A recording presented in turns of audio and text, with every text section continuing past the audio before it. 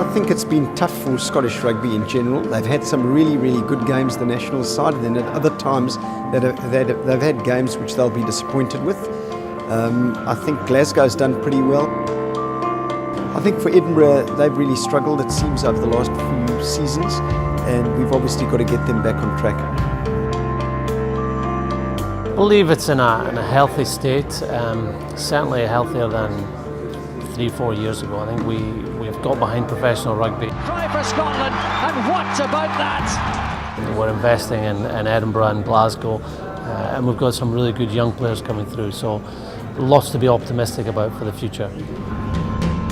There's no question, everywhere I've ever been, if our major provinces are strong in South Africa, the Springboks are strong. Major provinces in Ireland are strong, Ireland are strong. As Scotland, you have to have a strong Edinburgh and a strong Glasgow in order for Scottish rugby to be good. At Glasgow, we're building all the time, and we're growing more of a supporter base, and I think the same thing will apply at Edinburgh. They had a tough time last year, but you mustn't forget they made the semi-final of the Heineken Cup the season before that. The big aim for Edinburgh this year is that we need to earn some respect. It seems we've lost a lot of that.